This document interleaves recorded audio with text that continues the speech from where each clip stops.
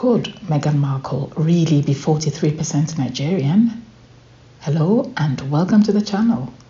Like everybody else who learned of Meghan Markle's claim that she was 43% Nigerian in her now defunct podcast Archetypes, I wondered how true this could be for at least 3 reasons.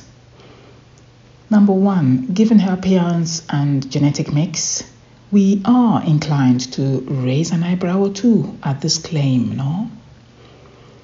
Number 2, she has made some assertions that have been subsequently shown to be, shall we say, a little bit deviating from the truth with a capital T, as our dear late Queen so famously described it.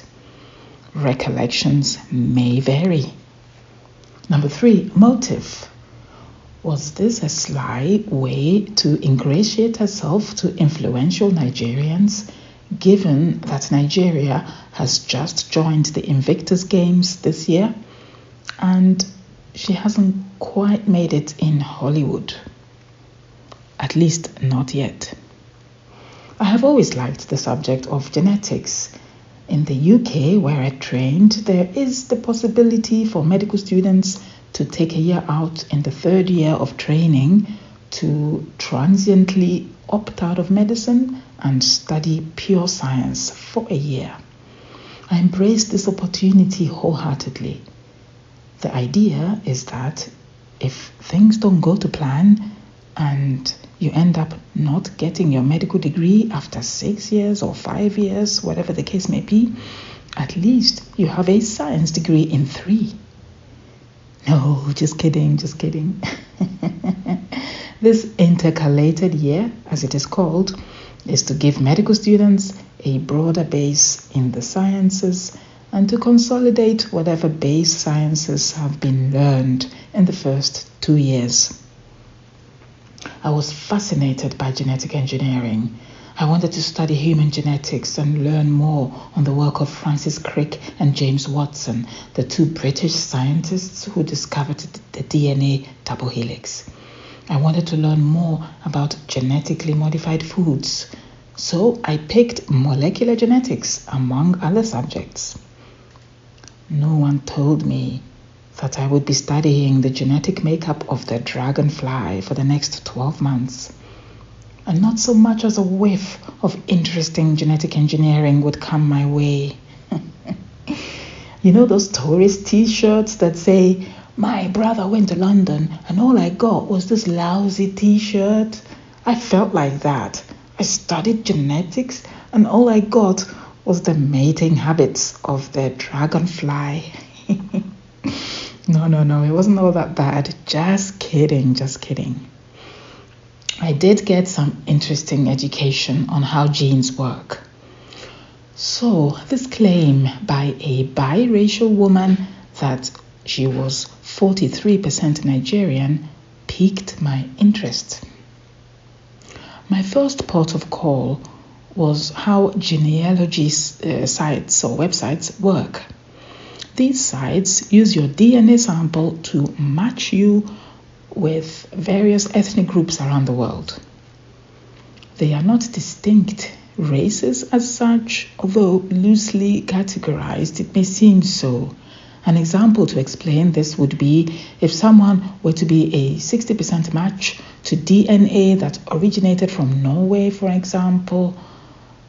There is no way to tell if this DNA is predominantly what we term Caucasian Norwegian, or if it's DNA of the Sami peoples who also hail from Norway, and not only Norway, but also Sweden, Finland, Russia, and a little bit of the Baltic countries as well. In this case, race is not the correct term to use. The origin of that DNA is more likely an ancestry or the ethnicity. The less of a match you have with a population, the smaller the percentage you will be assigned when compared to that population. This is why a Chinese woman may have, as part of her ancestry DNA makeup, 18% Northern European or 7% African, for example. This is only because, going back so many centuries in history, the possible combinations are virtually limitless. The test results are also not political. So 43% Nigerian only means sharing genetic makeup with people who hail from or hailed from what is modern-day Nigeria, which is of course a diverse group. Nigeria is made up of scores of tribes and over 80 languages are spoken there. So while it is possible to have had a result actually saying 43% Nigerian, no doubt it would have been specified which tribes were more of a match than others in the genealogy test. It is noteworthy that in the follow-up question to her by her guest on that podcast, Ms. Markle did not or could not give a precise answer as to which tribe she was matched to. This is somewhat odd because someone who would have taken the trouble to take such a test would be more than excited to know which tribe would be the closest match. Maybe even research that tribe, their customs, traditions, even their language. So this observation for me did not pass the sniff test. But that's not to dispel all of her claim. Next, I went back to the drawing board as far as human genetics were concerned. It would be very easy to dismiss Ms. Markle's claims that she is 43% Nigerian based on her appearance alone.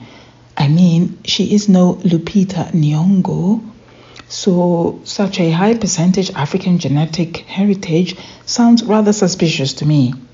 But I asked myself, am I confusing phenotype with genotype? Phenotype is what we look like on the outside. Genotype is the genetic makeup governing what we look like. To illustrate this, I use a very basic example. A female is genetically XX if you look at their sex chromosomes. This doesn't change through their lifetime. But of course, you can change your gender if you go through transgender surgery. You may also choose not to go through transgender surgery. You may just wish to cross-dress. You may also have a medical condition which leaves you in a situation where you are so-called intersex, because although you are genetically female, you've got somehow too much testosterone during your embryonic development in your mother's womb. Maybe due to a tumor which produced too much testosterone, or some other such mishap of development. And to create a stable life for yourself, you decide to go with your gender definition and remain female, even if you may look more masculine than other genetic females. In this case, your phenotype is very different, of course, from your genotype.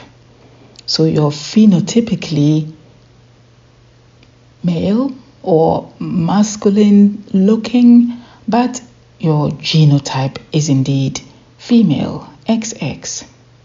Meghan Markle is of course phenotypically more Caucasian looking than African looking. We would all agree, right? She reminds me very much of this young woman whose mother describes her skin color as favoring her daddy. This is a very good film, by the way, set in America in the late 40s. And part of the plot is about the life of a mixed-race young woman whose mother is black and father is so light-skinned he's practically white.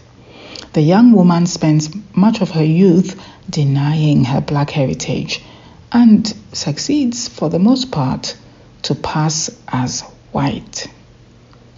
Strangely, this plot seems rather familiar, but I can't quite put my finger on where I heard this story before. So, she claims to be 43% Nigerian. Is there a chance that this is actually true? To answer that question, I had to research what actually governs skin color, what actually governs the social construct we call race. it turns out to be much more complicated than I thought. It turns out over 120 genes govern skin color. 120!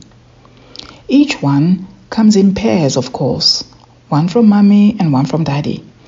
And this is important. Not only could the genes be dominant or recessive to completely random degrees, but also they could be what we call penetrant or non-penetrant, meaning even if a gene codes for a particular feature, for example, dark skin, it is still possible that that gene is simply not expressed.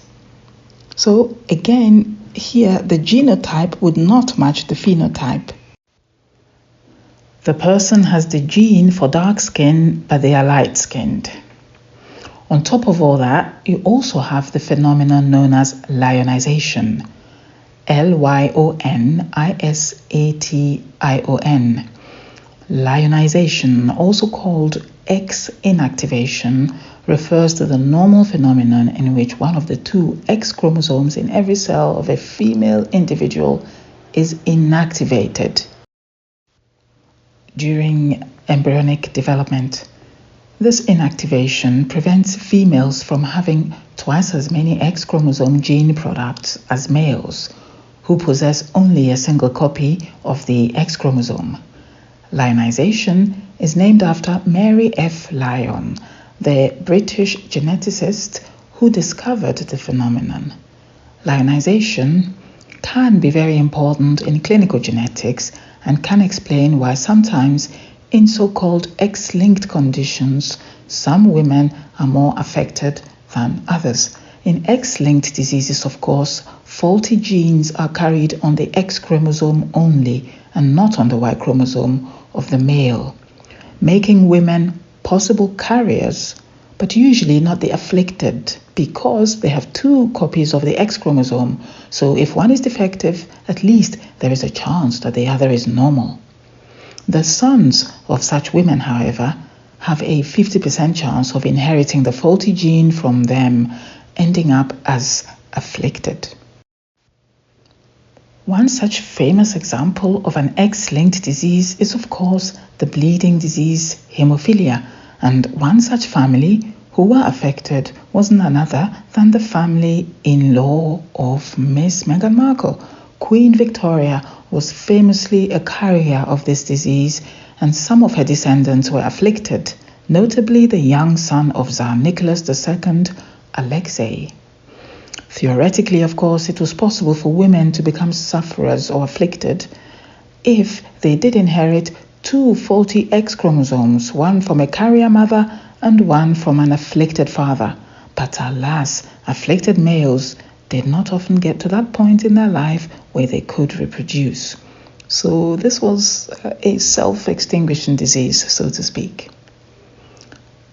Yes, all that lionization stuff is interesting, I hear someone say. But Askadoc, surely it's not relevant here because skin color is not X-linked, is it? All I can say is yes, it possibly is. I don't know for sure. But here's the thing. Some genes coding for fur color in cats are to be found on the X chromosome. So I don't know about humans, but I'm going to postulate that this is also the case in humans. Anyone know if this is true or false? Please let me know in the comments below. Thank you very much. So with all the confounding variables in play in human genetics, I certainly have got the message that the rules are not all Mendelian. Mendelian genetics, of course, being the relatively straightforward genetics where a gene is dominant or recessive and each party of the parents has two copies of the gene, being faulty or normal depending on which copy each of their children get. Different permeations of normal, half normal, or afflicted being the final outcome in the progeny, in the children. With 120 genes in play, the permutations seem limitless. Specifically, if we are talking about two different races as well, which is the case with Meghan Markle, of course, then basically it's a free-for-all. Anything can happen. This paper sheds some light on the topic.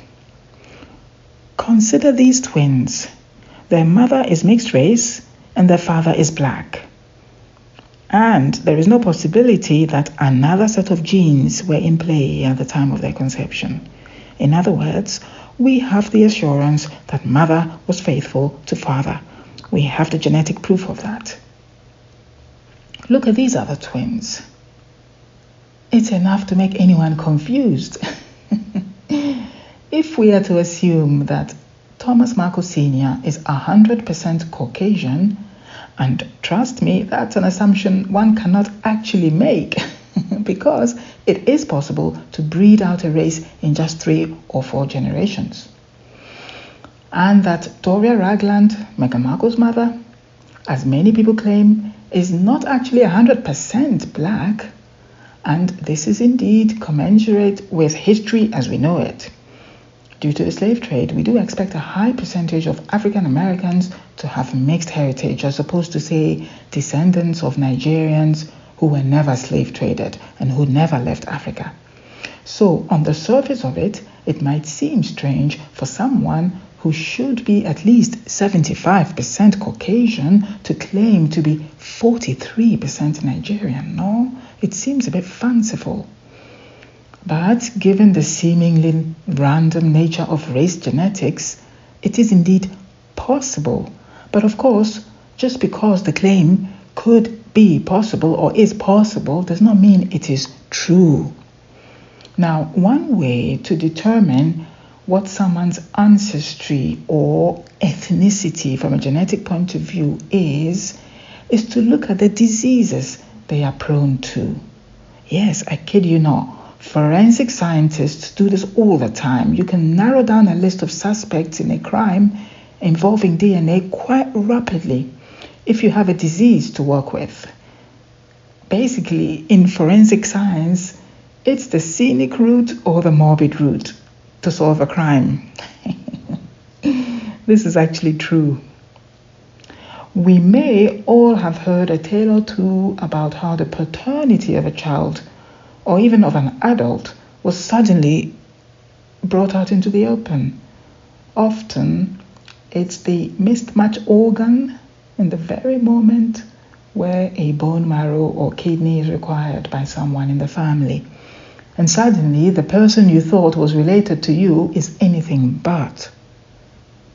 When I was still a medical student, I got to know the fascinating story of a phenotypically black man who only discovered he had a white father when he was diagnosed out of the blue as an adult with a disease that typically affects Caucasians. That's when his mother confessed. Hypermobility syndromes are known to be more common in Caucasians than in other races. I discussed in this video Ms. Markle's very clear hypermobility. I shall put the video in the link below. Now, on the surface of it, this fact does not seem relevant. We know that Meghan Markle is part black too. But the fact that she has at least one condition that favors her white ancestry may be a genetic clue that her phenotypically white appearance is not just a fluke of nature. Her Caucasian genes really are dominant in her. So a maximum of 57% Caucasian ancestry seems to me to be a little bit too low. So for me, even with all the confounding variables which play a part in race genetics, this is still a claim too far, especially given her relationship with the truth, with a capital T. To conclude, I don't think the 43% claim is 100% true. Maybe it's 43% true. Until next time, stay healthy. Any thoughts on genetics or any other medical issues? Feel free to Askadoc.